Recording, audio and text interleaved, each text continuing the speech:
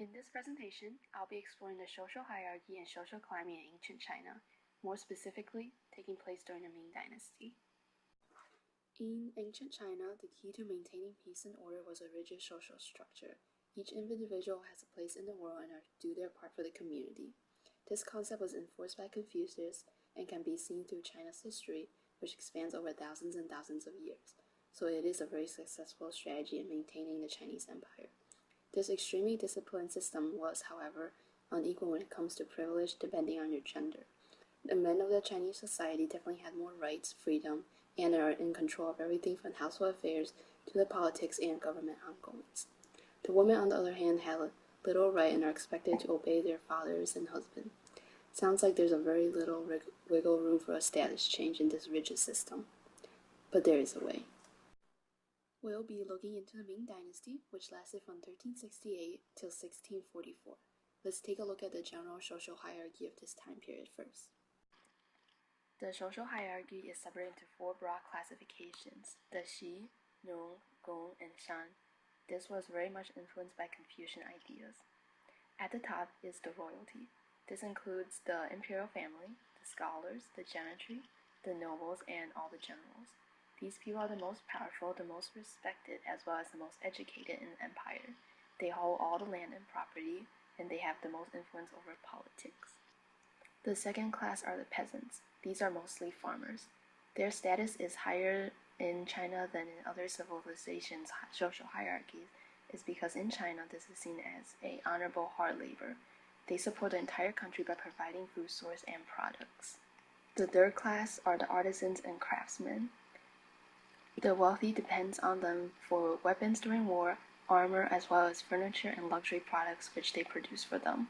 Some of these people are able to become wealthy, and they are not prohibited from becoming officials.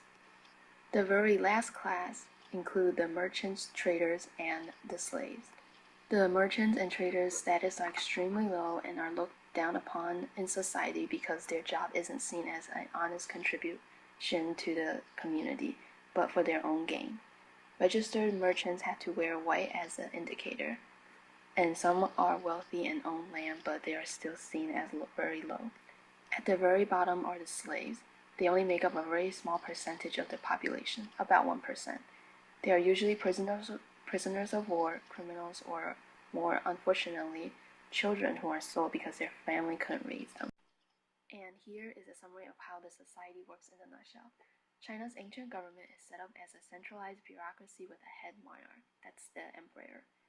This is a patriarchal society, so the male population dominated pretty much every aspect of everyday life. And when it comes to your status, that depends on your wealth. Now, for marriage, the men will keep their family last name, they will inherit their family fortune, so their status won't change as much. The woman, on the other hand, can hope to be married off into a wealthier, higher family to gain status for herself and some wealth for her family. Most families are willing to give up their daughters to anyone because daughters are seen as a burden, especially for the poorer families. The nobles use their daughters' marriage to gain connections, power, privilege, and territory. So, as said earlier, there's a possibility to move up the social ladder. But if you're more ambitious, your goal would be to enter the imperial palace. Here's a closer look at the social hierarchy of the imperial palace. This would be the Xi, the royalty. At the head would be the emperor. He's the monarch of China and has complete control over all aspects of his kingdom, usually the first son of the previous emperor. His word is law, and no one could address him by name. This is punishable by execution or death penalty. He is believed to be appointed by heaven and therefore has to obey no one. The one with the second most power would be Empress Dowager. She is the wife of the deceased emperor and usually the mother of the new emperor. She has the power to pardon and issue edicts, has the right to appoint a new emperor if the deceased emperor has no designated heir or son.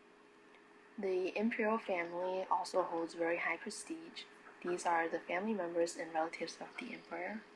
The officials with the most power would be the regents and the eunuchs. Regents are appointed in very few numbers. They're usually private advisors to the emperors who are young and or inexperienced. Created using Powtoon.